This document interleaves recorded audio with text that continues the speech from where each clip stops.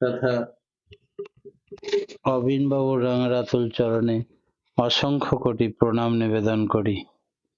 আজ অনলাইনে যুক্ত অমৃত পথযাত্রী দাদা ও মায়েদের যথাযোগ্য স্থানে আমার সশ্রদ্ধে এবং ঠাকুরের পূত পবিত্র পাঞ্জাধারী কর্মীবৃন্দের যথাযোগ্য স্থানে আমার সশ্রদ্ধ আনন্দিত জয়গুরু ও প্রণাম।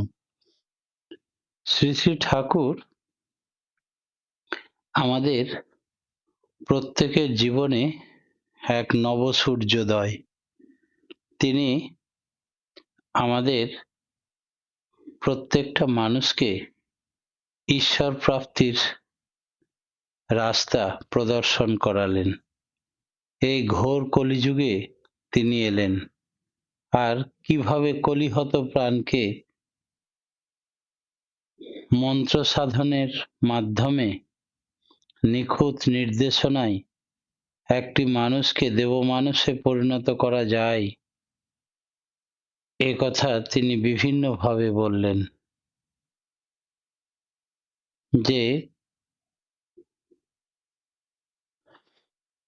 তপবিধায়নার প্রথম খণ্ডে একটা বাণীতে তিনি বলছেন, প্রার্থনা বা তপ উপাসনার পক্ষে উষা বা ব্রহ্ম মুহূর্ত, মধ্যাহ্ন এবং সায়ংকাল এই তিনটি শ্রেষ্ঠ। তার ভিতর দিয়ে ব্রহ্ম মুহূর্তই সর্বশ্রেষ্ঠ। মানসিক জপ সর্বকালেই শ্রেয়। তাই আমাদের উষানিশায় মন্ত্র সাধন ছাড়াও তিনি আবার দুপুরবেলায় একবার ধ্যানে বসতে বলছেন। 3 বার কতক্ষণ করে ধ্যান করতে বলছেন? কমপক্ষে 45 মিনিট করে। ধ্যান করলে কি হবে? না তো ধ্যান করলে তন্মুখী হয়ে ওঠা যাবে, আর তন্মুখী চলনে কোথায় কিভাবে ধ্যান করব নিখুঁতভাবে মহাভাব অবস্থায় শ্রী শ্রী ঠাকুর অনুকূলচন্দ্র শ্রীমুখ থেকে কথা বলেছেন। নিঝুম হয়ে নাম কর, ডুবে নাম কর, বেশ তালে তালে নাম কর, আর মনের চোখটি ঠিক জায়গায় রাখ। নীল দ্বারা সোজা করে হাত দুটো ঘুরিয়ে মাজার উপরে রাখ। কাজের সময় কাছে কাউকেও রাখবি না, একা এমন করে বসবি যাতে অঙ্গ প্রত্যঙ্গ ঝুলে না পড়ে। একটা ঘুমের অবস্থা আসবে, সেটা করিস না। তন্দ্রার মতো আসবে, তাতে হাত পা গলে পড়বে। অন্য রকম স্মৃতি কিছু আসতে দিস না, আসলেও তাড়িয়ে দিবি। 3 বেলা প্রত্যেকবার 1 ঘন্টা থেকে 1.5 ঘন্টা করে নাম করতে পারিস? পুণ্যপুঁথির 36তম দিবসে একথা ঠাকুর বলছেন। এই হলো মন্ত্র সাধনের পদ্ধতি, একটি নিখুঁত নির্দেশনামা। নিঝুম হয়ে ডুবে নাম করার তাৎপর্য নামীর প্রতি গভীর অনুরাগ সহ স্পষ্ট উচ্চারণে নাম করা চলে। এই চিন্তাতেই নিমগ্ন থাকতে হবে। লৌকিক জগতের দেখা যায় কোনো বিষয় যদি আয়ত্ত করতে হয়, তাহলে সেই বিষয় নিয়ে লেগে থাকতে হয়। যেমন গান শিখতে গেলে রীতিমতো রেওয়াজ দরকার হয়। ভালো খেলা শেখার জন্য উপযুক্ত কোচের কাছে নিষ্ঠাসহ তালিম নিতে হয়। নিয়ম মাফিক বিবিধ অভ্যাস অনুশীলন ছাড়া কোনো বিষয়ে সিদ্ধি লাভ হয় না। তাই নামে নিঝুম হওয়ার নির্দেশ তিনি দিলেন। তারপর বললেন তালে তালে নাম করতে হয়। কুমোর যখন কাদার তাল হাতে নিয়ে চাকার মধ্যে তা বসিয়ে মাপ মতো হাঁড়ি তৈরি করে, সেই কাজটি এত নিখুঁত মাত্রা এবং তাল থাকে যে একটু বেতাল হয়ে গেলেই তখন হাঁড়ির আকার অন্যরকম হয়ে যাবে। তাই কথা বলার সময় কেউ তাল হারিয়ে ফেলে যদি, তাই কথা বলা হবে না, একেবারে একা। তার বক্তব্য প্রস্ফুটিত। এখানে সেখানেও একটা নামের মধ্যেও তাল আছে, মাত্রা আছে। জীবনের সর্বক্ষেত্রে এই তালমাত্রার ব্যাপার আছে। সেজন্য নাম করাটা ঠিক তালে তালে হওয়া চাই। 2, 4, 6, 8 এমন তাল নিতে এবং ছাড়তে। বেতালা হলেই সুর কেটে যাবে। লক্ষ্যে পৌঁছানো যাবে না। তাই নাম দ্রুত লয়ই হোক আর ধীর লয়ই হোক, ছন্দে ছন্দে যেন যেদিকে লক্ষ্য রাখা দরকার। ঠাকুরের মনের চোখটি ঠিক রাখার কথা বলছেন। মনের চোখ মানে অন্তর্চক্ষু, এক কথায় ক্রিয়াতৎপর মন। চোখ খোলা না থাকলে আমরা চোখ খোলা অবস্থায় বস্তু জগৎ দেখতে পাই। চোখ বন্ধ করে দিয়ে ত্রিনেত্র থার্ড আয়ের জাগরণ ঘটলে অন্তর্দৃষ্টি দিয়ে ঈশ্বর দর্শন হয়। তেমনি মনটা নিষ্ক্রিয় থাকলে কিছুই ভাবা সম্ভব হয় না। ঠিক জায়গা বলতে আজ্ঞাচক্র, দুই ভুরুর মাঝখানে নাম করার কথা তিনি বলেছেন। এরপর নীলদ্বারার কথা বলছেন। নীলদ্বারা মানে শিরদ্বারা, মেরুদণ্ড। মন্ত্র সাধনকালে সেটি সিধা টান টান করে রাখতে হবে।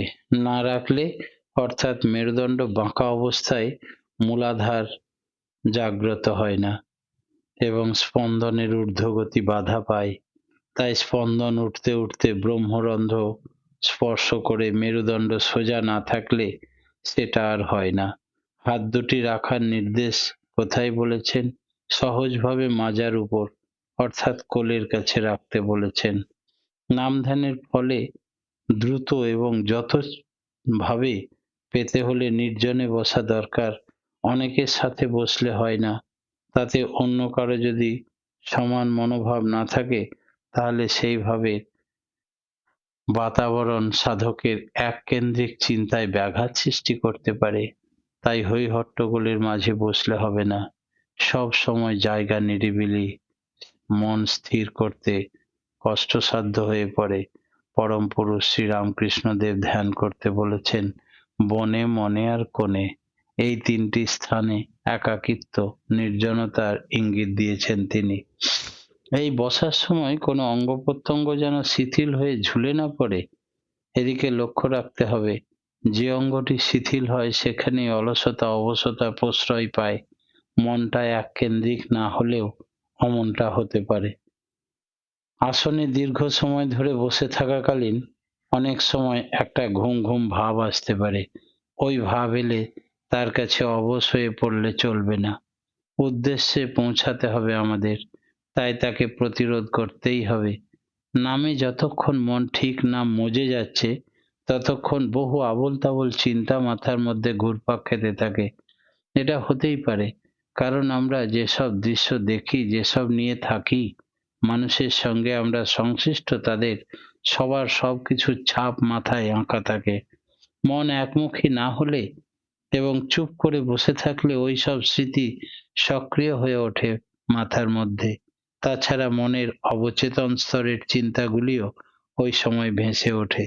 শ্রী শ্রী ঠাকুর নির্দেশ দিলেন ওগুলির দিকে নজর দিতে হবে না, লক্ষ্য রাখতে হবে শুধুমাত্র ইষ্টের দিকে। তার প্রতি অনুরাগ যত বাড়বে তত চিন্তাগুলির ইষ্টার্থী হয়ে উঠবে।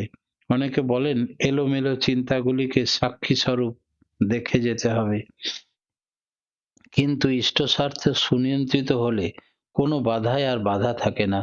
ইষ্টের প্রয়োজনে যা লাগে না তখন তাকে আমল দিলে হবে না। অনুরাগ বাড়ানো ও নামে মনোসংযোগের জন্য প্রয়োজন হলো কিছুক্ষণের জন্য চোখ খুলে ইষ্ট মূর্তির দিকে তাকিয়ে মৃদু অস্পষ্ট শব্দে উচ্চারণ করে নাম করতে থাকলে তাতে মনের চঞ্চলতা ভাবটা কেটে যায়। ধীরে ধীরে নামে রুচি আসে, চিত্ত স্থির হয়, কোনো বিরুদ্ধ ভাব আর বিব্রত করতে পারে না। বলা হয়েছে নামে বসতে হবে 3 বেলা, প্রত্যেকবারই 1 থেকে 1.5 ঘন্টা করে। দুবেলা তো আমরা জানতাম, দুটি সন্ধে কাল তো নির্দিষ্ট আছে।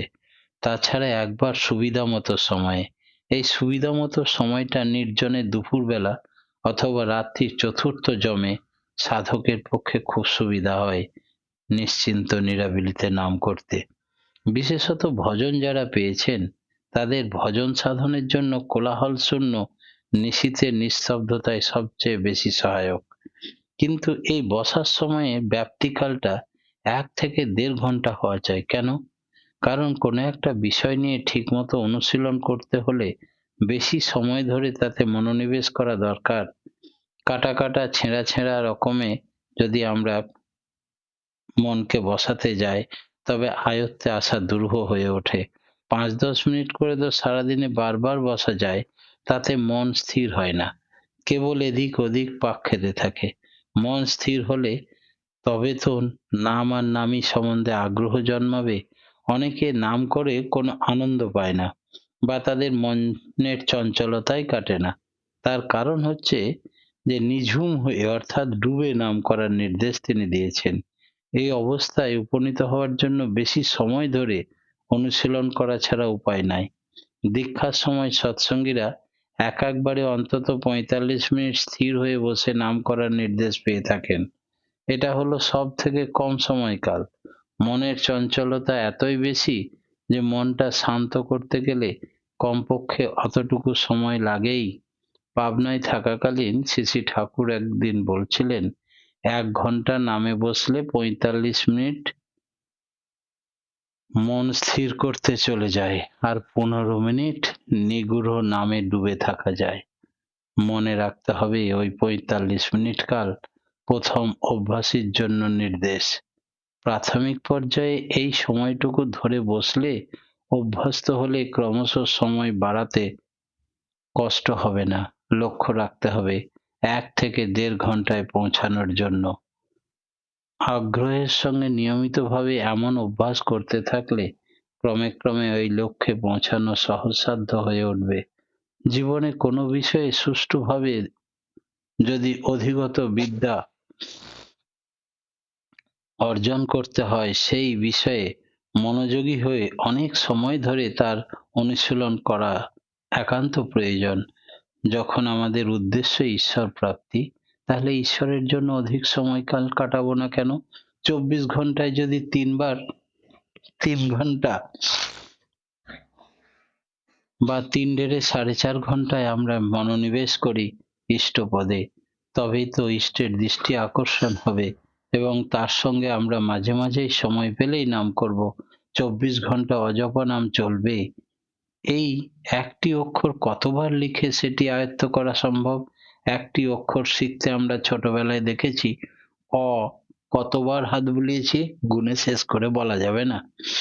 এ, বি কতবার লিখেছি।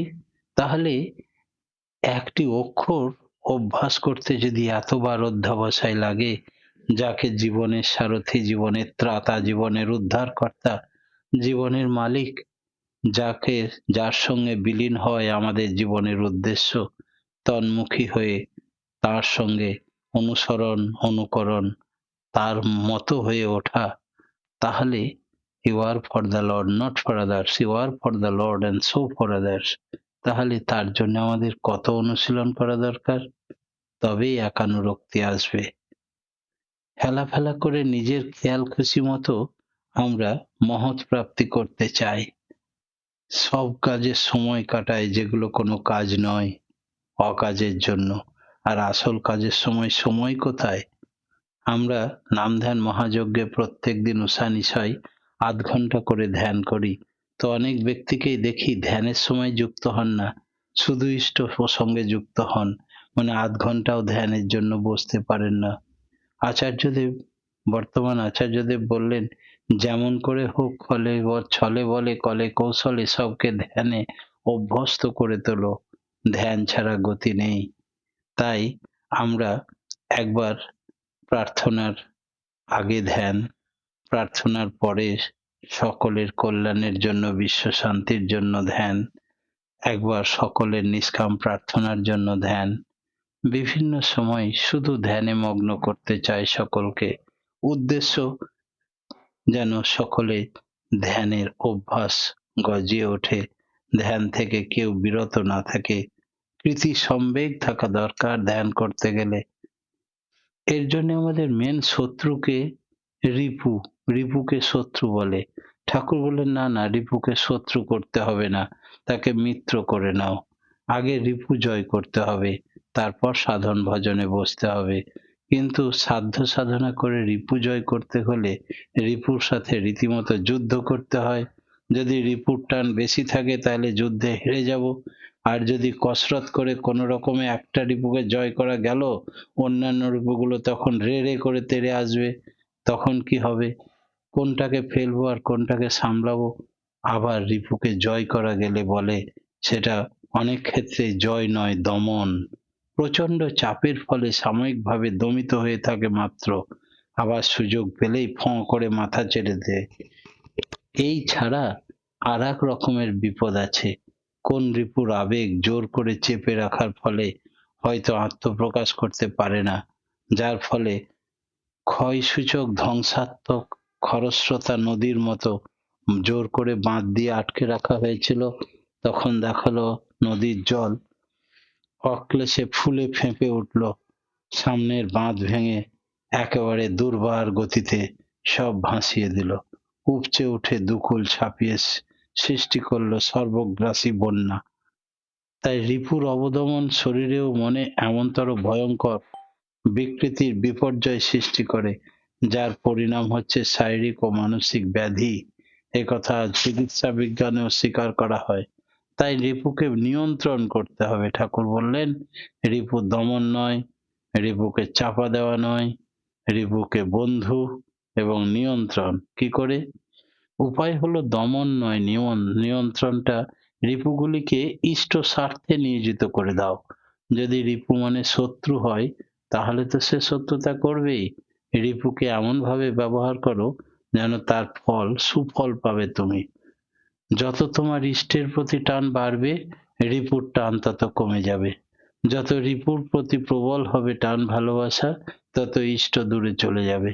তাই আমাদের ইষ্টের প্রতি টান বাড়াতে গেলেই রিপুর প্রতি টান এমনি শিথিল হয়ে যাবে। রিপু আমাদের শত্রু নয়, তখন যখন তার নিজ সুখের জন্য আমরা ব্যবহার করি। তখন জীবন বৃদ্ধির ক্ষতিগ্রস্ত বা নষ্ট করে। কামরিপুকে যদি যথেষ্ট অসংযত রকমে ব্যবহার করা হয়, তাহলে শরীর মনকে পীড়িত করে, স্নায়ুর উপরে আঘাত হানে। এই কামই যখন সুসংযত বৈধভাবে প্রয়োগ করা হয়, সেখানে শ্রীভাগবতের ভগবানের পুনরাবির্ভাব ঘটতে পারে ধরাতে। রিপুকে বশীভূত রাখার অমোঘ তুক হলো ইষ্টে বা আদর্শের উপর গভীর ভালোবাসা। ইষ্টে অনুরাগ যত বাড়বে, ইষ্টের পথে সহায়ক যা নয়, জীবন বিরোধী যা, তাতে বিরাগ আসবে এবং ইষ্টের অপলাপী যা, তা কিছুতেই করতে ইচ্ছা করবে না। এইভাবে সৃষ্টি হবে বৈরাগ্য। বৈরাগ্য মানে সংসারের ঝামেলা তিত বিরক্ত থেকে ঘর ছেড়ে পালিয়ে যাওয়া নয়, বরং ইষ্ট এবং ইষ্ট স্বার্থ নিয়ে অধিক সক্রিয় হয়ে ওঠা। আবার প্রকৃত বৈরাগ্য যার হয়, সে চারিপাশ ইষ্টের অভিষিক্ত রকমে সাজিয়ে তোলে, পরিবার পরিবেশকে সবকিছু ইষ্ট নীতিতে বিনায়িত করে তোলা। এইরকম ব্যক্তিত্ব কোনো রিপু বা প্রবৃত্তির ইচ্ছামতো চলে না, বরং রিপুগুলিকে তার হুকুম তামিল করায় এবং সব সময় তার ইচ্ছামতো তাদেরকে চালায়। এর নাম কৈবল্য। কৈবল্য মানে অভিধানে আছে মুক্তি। কৈবল্য বস্তুত মানে হচ্ছে কেবলের ভাব, অর্থাৎ কেবলযুক্ত স্নেহ। ইষ্ট যখন জীবনে কেবল একমাত্র আমার উদ্দেশ্য, তখনই আসে কৈবল্য। কৈবল্য প্রাপ্ত ভক্তকে কোনো রিপু, কোনো বাধা, কোনো অসুবিধা, কোনো অশান্তি কিছুই করতে পারে না। আর প্রবৃত্তির বাঁধনের আওতায় না থাকাই হলো প্রকৃত মুক্তি, আর তার অপর নাম কৈবল্য। তখন ভক্ত হয় কেবলমাত্র প্রভুর দাস, আর কারো নয়। তখনই সার্থক হয়, you are for the Lord, not for others. কৈবল্যপ্রাপ্ত ভক্তের পরিবার, পরিবেশ, বন্ধু বান্ধব সবই থাকে, কিছুই ত্যাগ করে না। কিন্তু কারো স্বার্থেই তার কাছে ইষ্টের প্রয়োজনের চাইতে বড় হতে পারে না। সে ছোটদের প্রতি স্নেহ মমতা, সমান প্রীতি সম্পন্ন গুরুজনদের প্রতি শ্রদ্ধা পোষণ সব করে। আচরণে ইষ্টের ইচ্ছাকে ছাপিয়ে তোলে। প্রত্যেক মুহূর্তে ইষ্টের কথা, ইষ্টের গুণকীর্তন, ইষ্টের চালচলন, ইষ্টের মতো করে চলা চলন চরিত্রে তার প্রস্ফুটিত হয়ে ওঠে। কৈবল্য প্রাপ্ত ভক্তের আর একটি বিশেষ লক্ষণ হলো তার সামনে যাই আসুক, এমনকি বিরুদ্ধ কিছু এলেও তাকে সেই ইষ্ট স্বার্থের অনুকূলে নিয়ে যেতে থাকে। সে দেখে তার ঠাকুরের স্বার্থে কোনটা তার কাজে লাগবে। আবার অসৎ যদি কিছু দেখতে পায়, তার মধ্যে বিন্দুমাত্র সৎ না থাকে, সে কিছুতেই তা গ্রহণ করবে না, তাকেও ইষ্টার্থী করে ব্যবহার করবে। এই হচ্ছে কৈবল্য। আমাদের সকলের কৈবল্য অবস্থা প্রাপ্ত হতে হবে।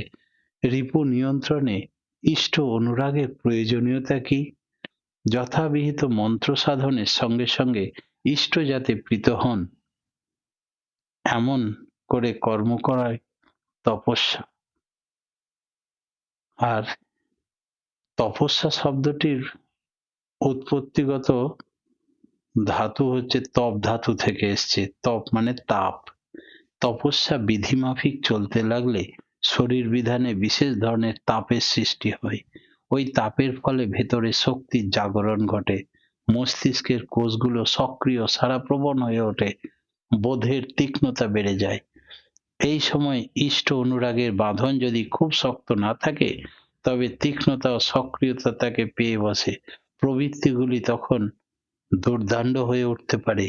ফলে মানুষ হয়তো ধুরন্ধর, প্রতারক হয়ে যেতে পারে, বড় চোর হতে পারে, আবার কামের দাপটে প্রচণ্ড বেড়ে যেতে পারে, আত্মপ্রতিষ্ঠার ধান্দায় পাগল হয়ে উঠতে পারে। এইরকম নানা রকম হতে পারে। সেই জন্যে আমাদের মাথায় রাখতে হবে যে মনের অবচেতন এবং অচেতন স্তরে অনিয়ন্ত্রিত সবকিছু কুৎসিত প্রবৃত্তি সুপ্ত সুপ্ত অবস্থায় থাকে।